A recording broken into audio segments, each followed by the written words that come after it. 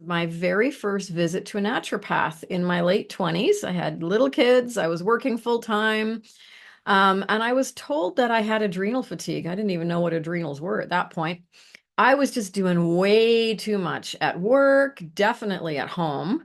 And the result was my constant fatigue. I never sat down, never really took a break, always felt like I had to be doing, doing, doing. Now, my dear friend Debbie at the time, she used to say to me, "You are just living everyone's life for them. You are so responsible for everybody." I took that in, but didn't really do much about it for a while. I had to learn to say no and learn where my own limits were. Right. And let me tell you, it's been a lifelong lesson for me. It's so easy to fall back into wanting to help people and to overgive. So I decided I wanted to live a long and healthy life. So that became my focus, learning my limits and being able to say no with grace. So, today, in our episode today, we're going to talk about understanding when giving and helping others becomes harmful to ourselves. I'm going to give you the keys to see when you are overgiving, the real impacts to you and your energy, and how to tell when your giving is healthy, and practical strategies and tools to help you discern when and how much to give. Hello, everyone. You are listening to Separation to Oneness, and I welcome you.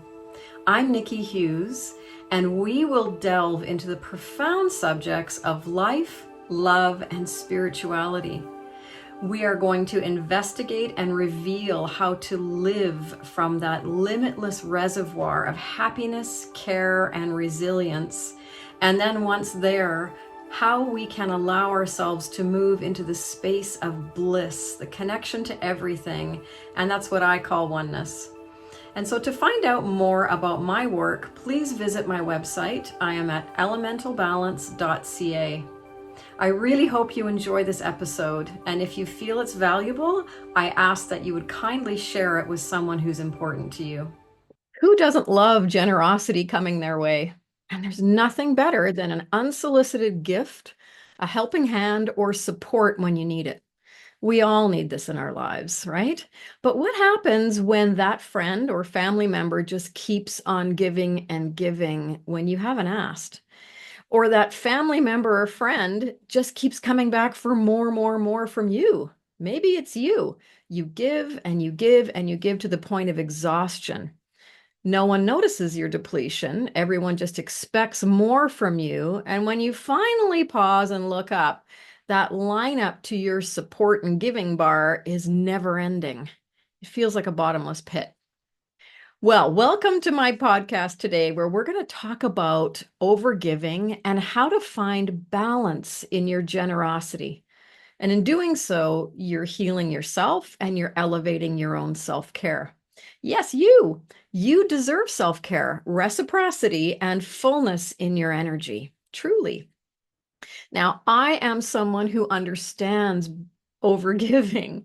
So, my first experience with the burnout of overgiving was my very first visit to a naturopath in my late 20s. I had little kids, I was working full time, and I was told that I had adrenal fatigue. I didn't even know what adrenals were at that point.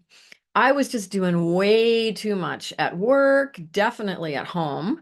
And the result was my constant fatigue. I never sat down, never really took a break, always felt like I had to be doing, doing, doing. Now, my dear friend Debbie at the time, she used to say to me, "You are just living everyone's life for them. You are so responsible for everybody." I took that in, but didn't really do much about it for a while. I had to learn to say no and learn where my own limits were. Right. And let me tell you, it's been a lifelong lesson for me. It's so easy to fall back into wanting to help people and to overgive. So I decided I wanted to live a long and healthy life. So that became my focus, learning my limits and being able to say no with grace. So today, in our episode today, we're going to talk about understanding when giving and helping others becomes harmful to ourselves. I'm going to give you the keys to see when you are overgiving, the real impacts to you and your energy, and how to tell when your giving is healthy. and practical strategies and tools to help you discern when and how much to give. Won't that be great?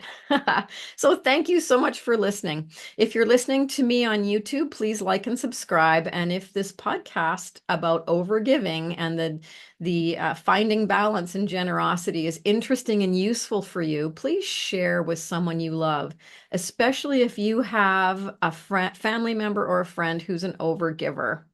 So let's just define what overgiving is. Um, Especially if you've been doing it all your life, you probably don't even recognize that you're doing it. So are you someone who rushes in to help others, feeling like you are the only one who can help them, or there's this driving need in you to make things better for everybody? Do you feel it has to be you and there's no one else who can do it? Or these situations, these people, they just can't survive without you? I recently had a client, and I'm going to call her Amanda.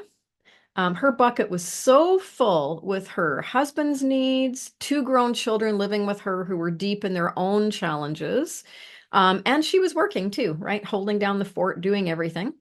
Her bucket was so full that just one more small thing, one more little challenge would put her over the edge. And then she felt like she was losing it. She had so much stress, she couldn't think straight. And managing her day to day was becoming a real challenge for her. Her job was where she found herself. She worked in a retail place, and it was a reprieve for her, and it allowed her to do something that she loved. With an overfull bucket of responsibilities and an empty bucket of self-care and your own energy, every day was getting harder and harder for her.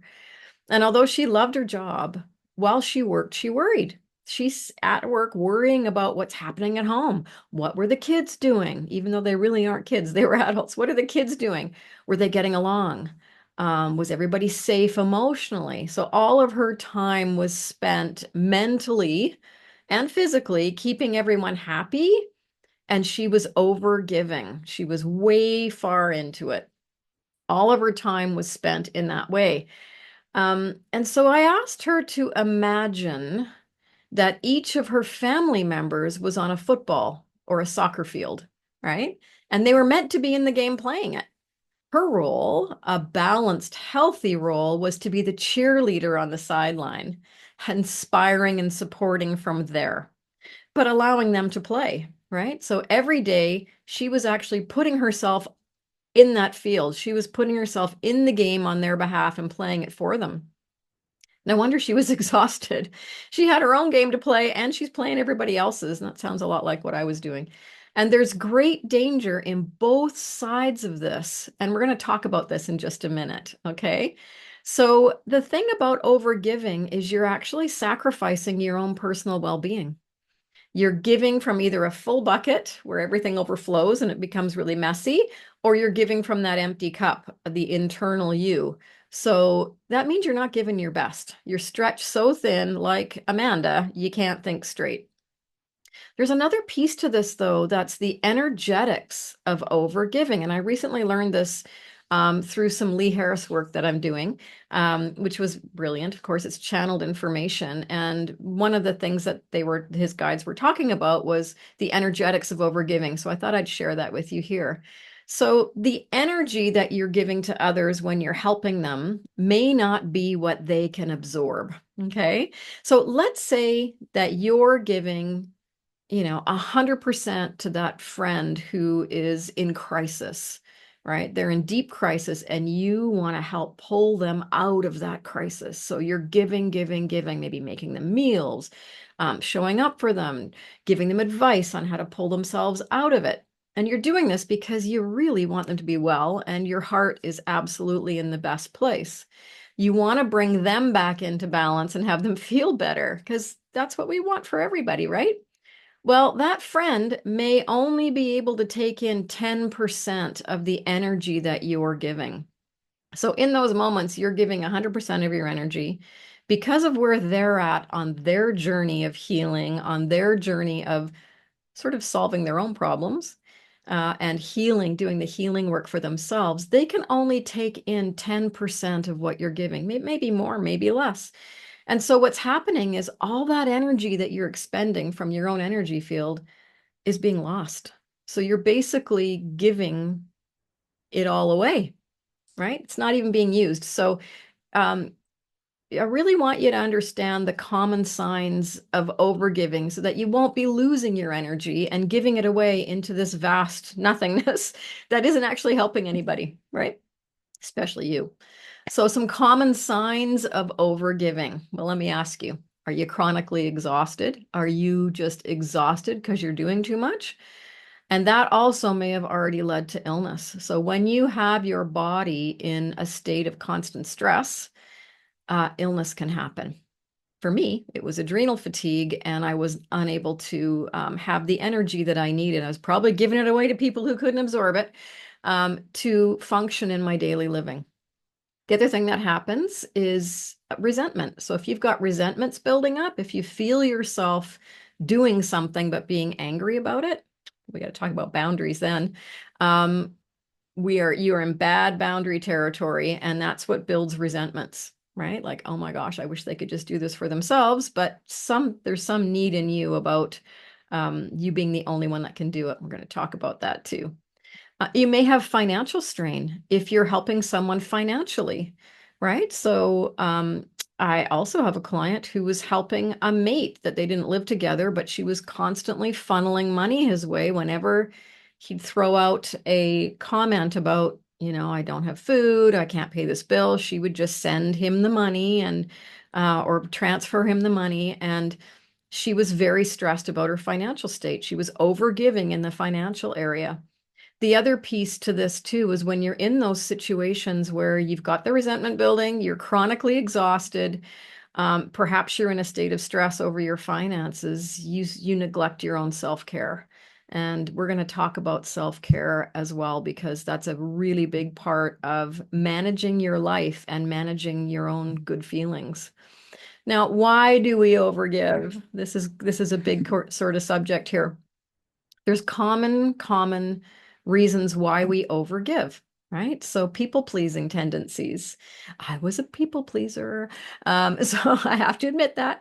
So thinking about that people pleasing, it might be coming from a fear of rejection, so that would be that's pleasing others is how you stay connected. So there's some kind of wound that's playing out. So if you find that you are a people pleaser, you're always trying to make everybody else happy, just go inside and explore a little bit. What's your wound? There's this wound that's running. So ask yourself, so who in your past or childhood were you always trying to make happy? Why were you always trying to create harmony in your life? Maybe you had a terrible childhood where there was no harmony, so you were always seeking that. And that just ends up being transported to your adult life where you're still trying to find that and work on that harmony. So that you may be coming at people pleasing from a wounded state.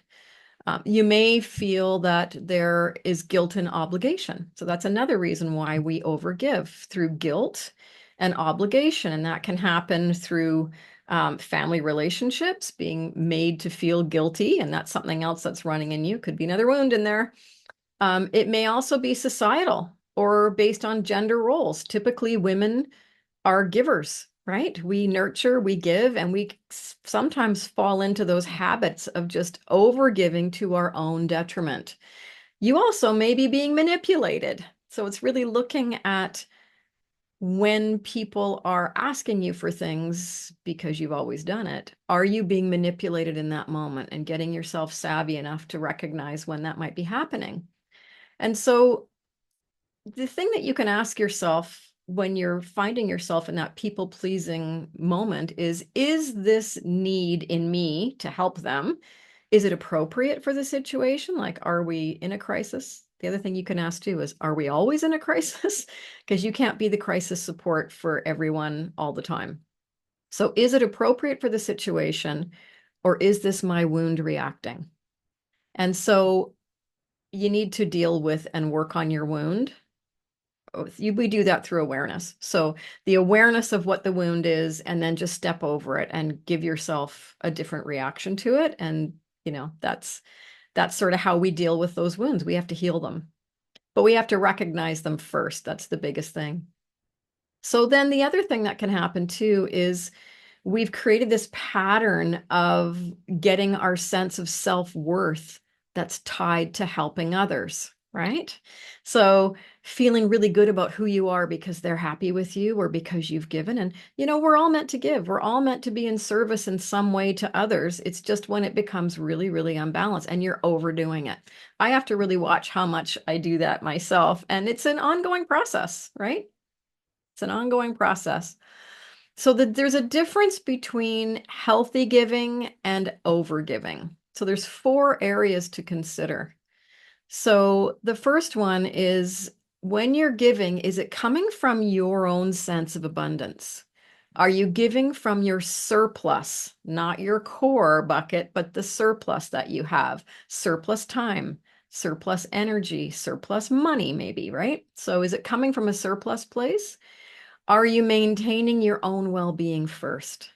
Right? So we're going to talk a little bit about that around the self-care. You got to put yourself first. It's important. And do you feel energized after giving? Does it energize you and feel good? Does the giving that you do for healthy giving has clear boundaries. So you can comfortably say no when it's needed. There's not this ooh feeling when someone's asking for something. Um, and you're actually giving without strings attached. So you're not doing it because you want them to do something for you, to make you feel better about yourself, to validate your good heart, whatever that is. You're just giving it because it feels good inside. You respect your own limits and whoever you're giving to's autonomy. So we're going to talk about what happens on the other side when you overgive as well. So respecting their autonomy and their ability to manage sort of whatever it is they're asking you for or to do is an important thing so that they're growing and learning. So you're not taking away from another person's growth or another person's learning, that their sense of autonomy. And this happens a lot in parent-child relationships, where when the children grow up, even though they're adults, we still keep giving, giving, giving in ways that can stop them from growing and learning. Similar to my client, Amanda, who was pretty much giving them everything and they didn't have to do anything for themselves, right? So the other thing about healthy giving is it's balanced and reciprocal. Reciprocal is really, really important. So relationships have a natural give and take. Everything in the universe has a give and take. The energy of consciousness is comes in waves. So there's an ebb and a flow like the waves on the beach, right? So just remember Amanda, who was living all of her family's lives out of fear and the need to keep things harmonious. She did not like conflict. And so keeping everything calm and making sure everyone was happy was really, really important to her. So, but in doing this, she was actually stopping those family members from learning and growing. So it's a short-term kind of fix where we're not dealing with conflict, but it's actually stunting the growth and the learning of the people that you are over giving to. And it's also stopping your own because you're not learning how to talk and deal with conflict or deal with being the supporter, the cheerleader, rather than the player. So imagine that playing field again. If she's the cheerleader on the sidelines, her kids and husband are the players, they are in there playing their game.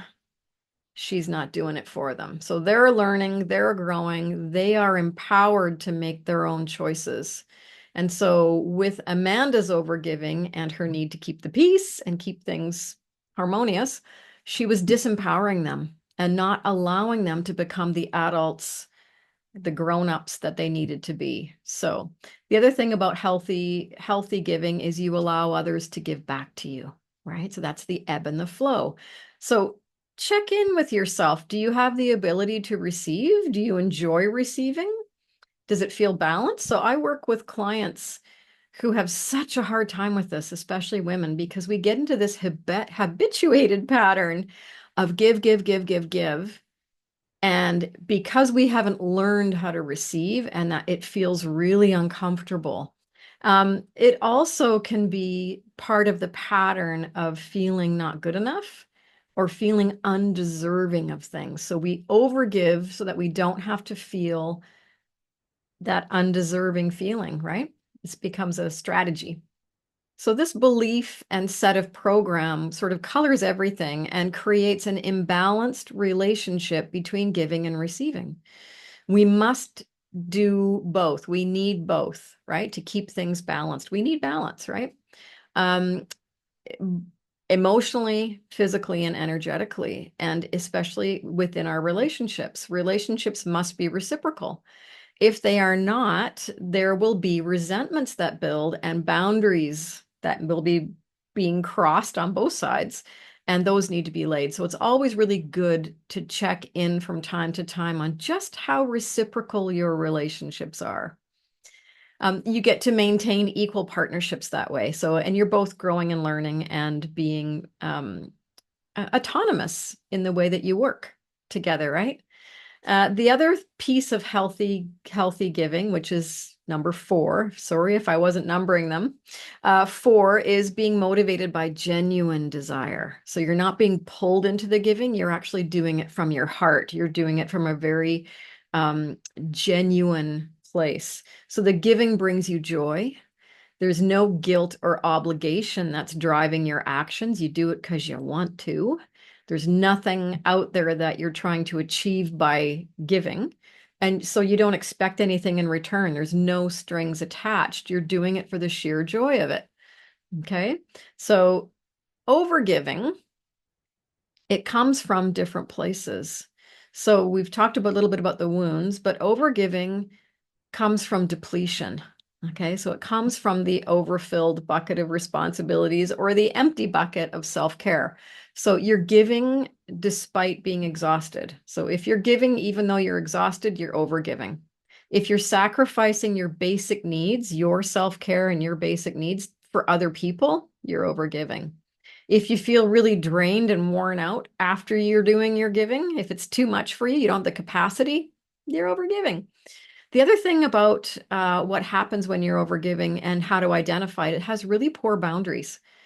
So you might be saying yes, even when you should say no. And we're going to talk about how to do that, how to figure that out when we get to the strategies part of how to move beyond this. So if you feel responsible for other people's happiness, you're the fixer. That's what I was. I was the fixer in a stressful dynamic. And same with Amanda. She's in a very stressful dynamic. She was, and she feels like everybody's happiness depends on her managing everybody, right? So if she doesn't give, they will be unhappy and something bad will happen. So their happiness depends on her, right? So if you feel you're responsible for other people's happiness, you're probably overgiving. You also ignore your own limits. So look at me. I had adrenal fatigue. So I was really ignoring my physical self, as well as my emotional and energetic self. So you're giving away your energy. And truly, the people that you're giving it to who are in crisis, they may not even be able to absorb it, right? So you're giving it away for nothing. Also, too, overgiving can be one-sided. So when relationships become unbalanced, you may be someone who's always helping your friends, but they aren't offering help back to you. You may even be thinking, when is it my turn? And that's that underlying feeling of, well, what about me? Right? What about me? And that's the resentment that gets built up. So I really encourage you to look at your relationships and make sure that they're reciprocal and that you're being included and not just being put in the box of the helper or the fixer, but your friends are also enjoying you for all of the other wonderful parts of you as well. Another area of recognizing overgiving can be if you resist receiving help from other people. Oftentimes, as we said a little bit earlier, when you are unable to receive in a nice, healthy, balanced way, you often will be overgiving because you're kind of shutting that off. And you are enabling dependency. So think back to Amanda and her adult children who aren't able to do a lot of things for themselves. Or aren't making decisions and growing on their own. That's a form of dependency, codependency, right? You may be motivated by guilt or fear. So you have to give to avoid rejection. Oh gosh, if I say no, they won't like me, right? You feel obligated to help. Oh yeah, I'm the only one who can do this. They asked me, therefore they must really, really feel good about me. And you're giving to feel worthy or needed. So those are some things to think about around what overgiving is and how to recognize it. The role of your childhood experiences and the wounds and the patterns that we create as part of our programming are really key in this. So just check in on, how do I receive and how do I give? Does it feel balanced? Does it feel healthy? Am I falling into any of those categories? And I'm just going to read them off again to you. So those categories: are you coming from depletion? Do you have poor boundaries? Unable to say no? Um, is it one-sided? Is there reciprocity here?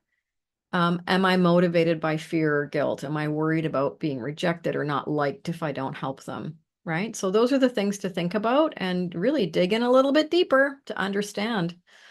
Because the impacts, there's some hidden costs to overgiving, and one is the physical impacts. So stress-related health issues. I had a client named Tina. She came to me as an overgiver, a people pleaser, always wanting everybody to be happy. And that came from her childhood of not having a lot of attention from her mom. That was kind of her mom wound, is trying to get her mom's attention all the time. And she carried that into her two marriages that she had. And now at a fairly young age, she had cancer.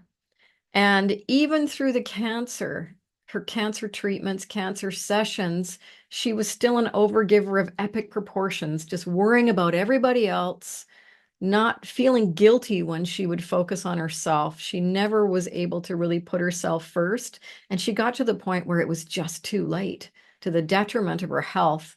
And even within her cancer treatments, when she was, really not well, there was still an expectation inside herself and in her family that she would continue to give in these relationships. They were still requiring her to give. And she couldn't say no. So the overwhelming dependencies that she'd created and the stress on her own body is what affected her the most. So, and one of her family members is absolutely certain that she gave of herself so much that it killed her, right? So we don't want to do that. You don't want to do that. So there's physical impacts, the stress related health issues. There's exhaustion and burnout where you just can't function anymore. That's where I went. I was so exhausted all the time and still pushing myself. So, and then there's the energetic impacts, which can also lead into the exhaustion and burnout. When you're wasting your precious energy, giving it to situations and people who aren't able to even absorb the amount that you're giving, you're depleting yourself for absolutely nothing. Okay. And there's emotional consequences as well. These are the hidden costs. So there's an emotional cost, and that's the resentment and anger. Resentment and anger that flows underneath, the depression, the anxiety that it creates. So you can use these emotions though. So if you feel resentful, if you feel angry with people in your life because they just keep taking or they're just asking for more and more and more, we're going to talk about boundaries pretty soon. Use these emotions as a way of exploring in yourself what is out of balance. These emotions, this resentment and this anger or this depression is your signal from the body that something's out of alignment. This isn't right. I'm disconnected from myself. So ask yourself, where am I disconnecting from myself? Because these emotions are signals that you are not operating from alignment within alignment with your true self, right? You are disconnected from your own soul's energy in those moments, and you are not in, as I've said, alignment. We'll say it again. You're not in balance with yourself. Okay. You're outside of your own truth. Okay. The hidden cost as well is in relationship damage. So creating those unhealthy dependencies. And, in the beginning, it might feel good to be needed, to be wanted, to be loved for what you give. But eventually it becomes this big rock or this big tumbleweed that gets bigger and bigger and bigger, and then it runs you over because they're so dependent on you. They don't have the ability to look after themselves, right? And so, like Tina, everyone relied on her and they couldn't stand on their own even when she was sick. They had a bumpy ride after she died, which she did die. And they tried to, as they, they had to really work to try and figure things out for themselves and still struggle. And it was a really difficult, it's been a difficult journey, right?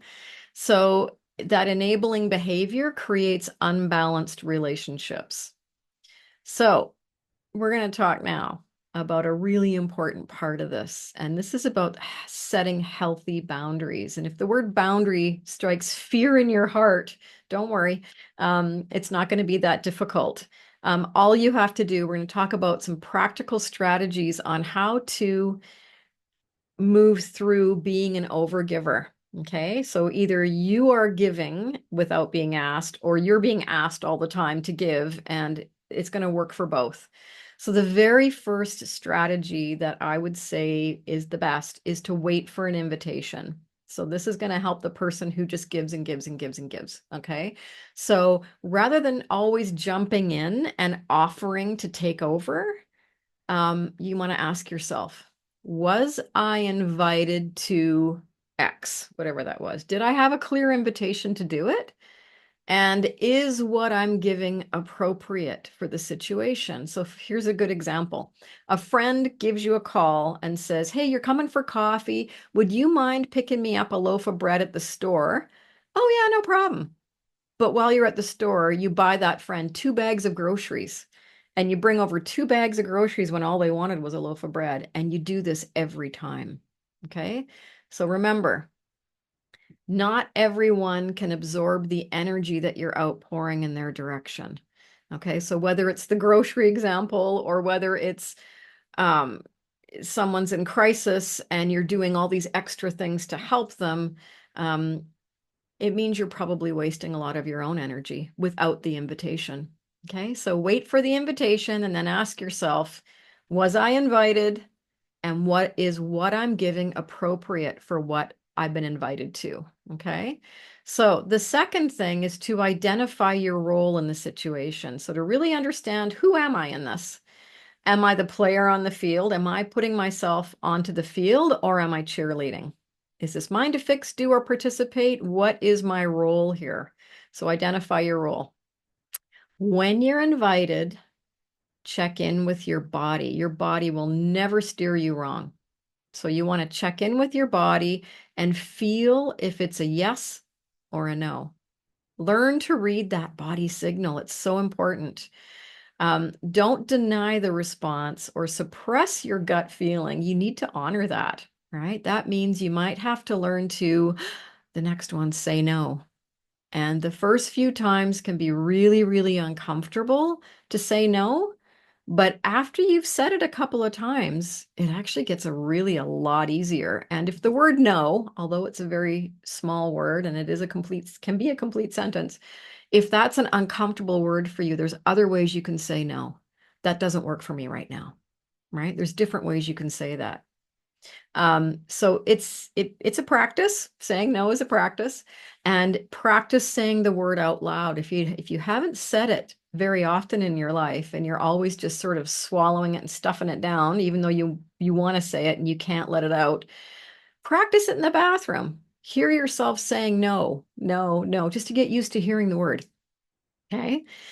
Set clear limits for others and yourself. This is a really big one. So assess your capacity. Ask yourself, when you have the invitation, do I have the energy, the stamina, or the resources for this? Is this something that's going to deplete me, or is it going to energize me to be able to help or give in this way? Okay. You need to look after yourself first. This is really important, is to be able to put yourself first. And it's that whole oxygen mask principle that we've all heard, you can't help anybody else if you don't have your oxygen mask on, right?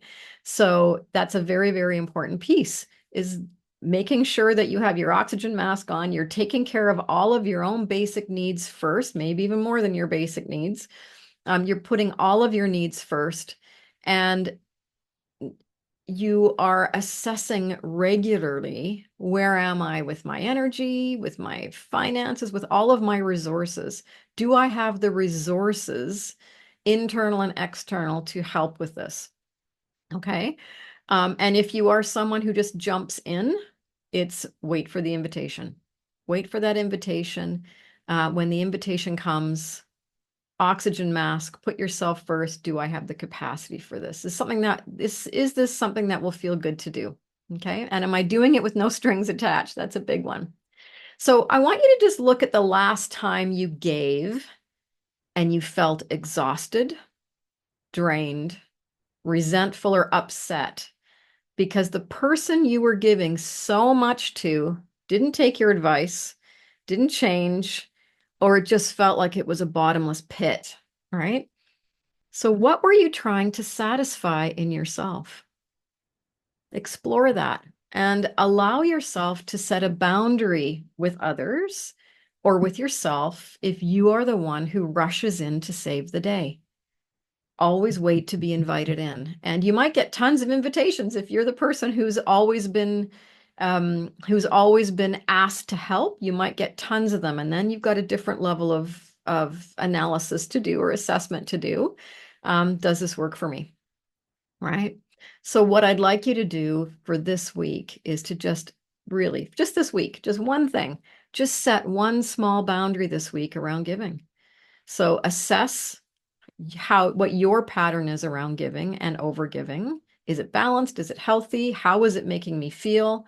And then assigning or putting a small boundary in place around that, whether it's you say no once, maybe you tell the people that you love, hey, I'm working on not being an overgiver. And so I'm going to practice saying no, and maybe find a trusted person that you would be comfortable doing that with to practice that with. Okay. This is a practice, and you got to practice this stuff so it feels better, so it feels good. Okay. So overgiving, there is a hidden cost to overgiving. And it's really, really important to find balance in your own sense of generosity. And that's balance to you and balance in your relationships. Okay. So I want to thank you for listening today. Thank you so much. I hope you've uncovered something amazing and balancing around giving and receiving and reciprocity, making sure that things are reciprocal, and how to stop being an overgiver and to take your health and your happiness back. Because I kid you not, your health will suffer. You cannot maintain this without having something crack along the way physically. Okay, so we talked about what overgiving is, how it hurts you physically, emotionally, and in your relationships. We also identified the positives of balanced, healthy giving and the strategies on how to shift you back into balance. And the key points were to remember to wait for the invitation and then explore what that invitation means to you. For those of you who just jump in and try to solve problems and try to help people in crisis, it's a beautiful thing, but you could be hurting yourself. So you want to assess, what's my motivation? Am I doing this from the wounded place? Is it guilt, expectations of others, fear, or fill in the blank? Is it appropriate? Is it appropriate to give using your body test? Does it feel like a yes? Does it feel like a no? And is what I'm giving appropriate? Is it a loaf of bread or is it 2 bags of groceries? Do I have the capacity? Do I have the capacity to help at this time, whether it's financial, whether it's time, whether it's energy? Can I give from a surplus place rather than from a core energy place? And limits. What limits do I need? Am I being a cheerleader or am I trying to be the player on the field? And boundaries. How do I say no? Right? How do I set boundaries so it's not a bottomless pit? So just remember that in the places you overgive or always jump in, you are disrupting the balanced flow of giving and receiving, and even the learning and growing of the other person. It doesn't mean to leave them hanging if they're in a true crisis, but it doesn't have to be you that satisfies everything they need. You can find other people to help them or direct them to find other people for other resources. You don't have to be everything to everyone. So I want to point out too that self-care is not selfish. It is self-focused, and we are here to have a self-focused personal journey through healing, love, and our relationships as we are in these bodies navigating on this earth. So I want to thank you so much for listening today. I really appreciate you listening in. And if you enjoyed this podcast, please share it with someone you cared about, especially if you have an overgiver in your life that you would like to help from a nice, balanced, healthy perspective. And if you're listening to this podcast on my YouTube channel, remember to like and subscribe so you're notified of new podcasts and the additional empowering content I am publishing there. And if you want more on this, on self-care, managing boundaries, learning how to put yourself first, feeling fantastic, feeling connected to your true authentic self, you can check out my book, Radical Self-Love, Live a Vibrant Life Beyond Fear and Limitation. It's filled with the tools and the steps you need to clear out the old programs, the limitations, the fears that keep you looking externally for validation and love. It all comes from inside here, inside your own heart. So you can find my book on Amazon and in Audible. And to find out more about me and what I offer in support of my higher calling to ignite the light in others and therefore the world, you can find me at www.elementalbalance.ca. I would love to hear from you. Have a wonderful, wonderful week.